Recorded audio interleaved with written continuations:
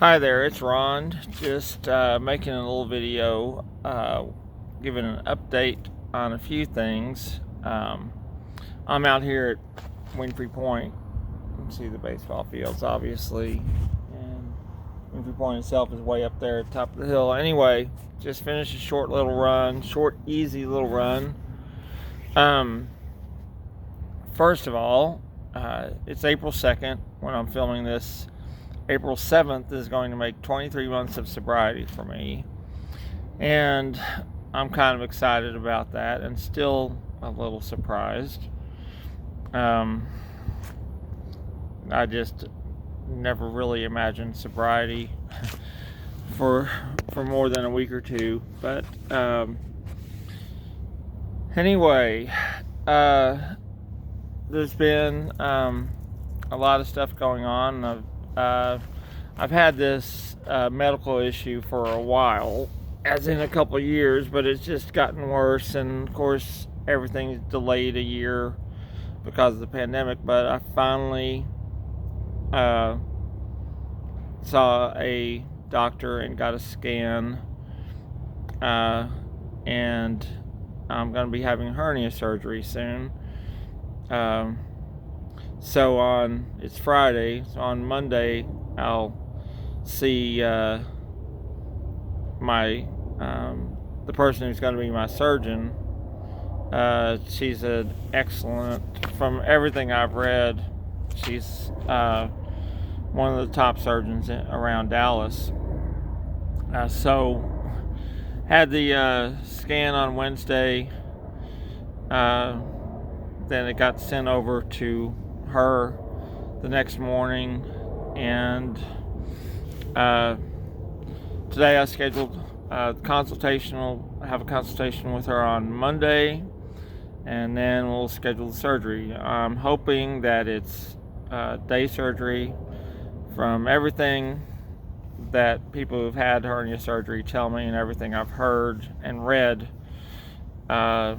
it's almost always day surgery. So hopefully I'll be there, go in early in the morning on that day and get out by late morning or early afternoon.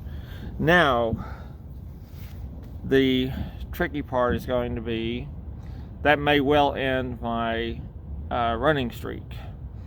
Today makes 7,940 miles. 7,940 days in a row. That goes back in July. It's going to be 22 years if I make that. But I said, I've been just running real slow and easy, just a couple miles here and there. And here's something that I need to follow my own advice.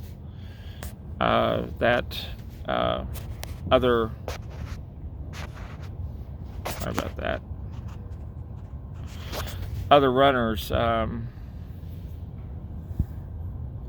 streak runners have to go by is you don't want to put your life at risk for the streak. So if there's any doubts whatsoever about the safety of it, I won't do it. 'Cause again, and it's a tough pill to swallow if my running streak ends, because again, 22 years and a lot has happened in that. But I have to look at the silver linings. When the pandemic first started, I remember my first few video therapy sessions with my therapist. She asked me what I was doing to kind of deal with job loss and dealing with the isolation of the pandemic and everything. And I told her that I try to look for the silver linings in things. Like with that, the most obvious silver lining was I get to spend a lot more time with my dog Zeus, who is also my emotional support dog. Also, that gave me the opportunity to devote time to starting a podcast and starting these videos, most of them focusing on mental health and getting it out there. And Now it's reached the point where I've been very active with NAMI, and then been doing public speaking with this Recovery 101 presentation that I'm actually getting paid for. So there's silver linings. As far as this surgery, the silver lining will be that, like I said, this has bothered me for a couple of years. It's really hindered my running for, I'd say, at least 3 years that it's hindered my running. So the silver lining, even if it ends my running streak, I'm going to be back to normal. Whenever we decide what normal is, as my mom always liked to say. But I'll be back to my normal biomechanics. That's the biggest thing, is it's fucked up my biomechanics, and it hasn't been painful really most of the time. But hang on just a second here. Let me get a quick drink.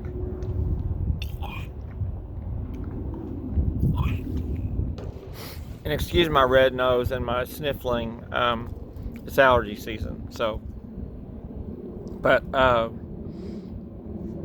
mom always said whenever we decide what normal is, but it's definitely been fucking up my normal biomechanics for the last, well, it's 10 o'clock. For the last few years. I'll walk over here and finish this up in a second here. Well, this kind of sucks. Hang on a second.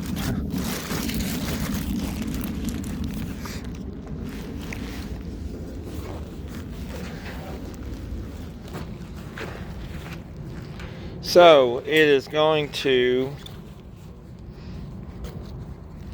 get me back to where I can run normally. And normally my running form is pretty much flawless and very efficient, which is very conducive for marathon runners.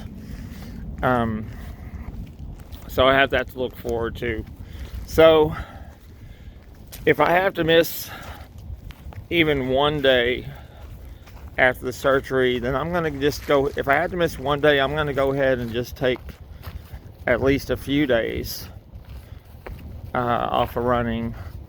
And the way I'm looking at it is this will get me back to running fast again. Eventually, it's going to take a few months, but if I have a choice between my running streak or running fast, I'll take running fast anytime. Now I can have both, but this way I'll get back in there, qualify for another Boston, hopefully for April 2022, and then by April 2023, which will be my first Boston after I turn 60, I can shoot for winning that age group, which is a very realistic goal. It'll be extremely tough. There's a lot of great runners in that 60 to 64 age group, but there you go. That's the way I'm looking at it, and just it's kind of the way I have to look at it. Athletes get real stubborn about their injuries, and what happens is then they keep getting injured. So I'm going to listen to my body and do, just go by instinct, listen to my body. I know what to do. But anyway, just wanted to share that. Honestly, I'm pretty nervous about the whole thing, because I'm not used to any medical procedures or anything, as I've been fortunate to be almost completely injury free over the years. Anything I've had has just been really minor, like a tendon hurts for a few days, or just things like that. And now I'm just watching drivers just creeping by. So I've been really fortunate. I had to look at it that way. And like my therapist said, if I have to end my running streak, then I can honor that. It'll be almost 22 years. There's not many people in the world that have ever done that. and I'm still young enough what I can start another one and extend that 30 or 40 years. So there we go. Anyway, Boston Strong. Gonna look something my mom liked to sign all her cards and letters with was "The best is yet to come," the old Frank Sinatra line. All right. Hope everyone's doing well. Stay safe out there, and remember, we are luminous beings, not this crude matter. That's the thing about this surgery. You have to remember, take care of the crude matter, so that I can take better care of my mental health. All right, we are luminous beings. Remember that.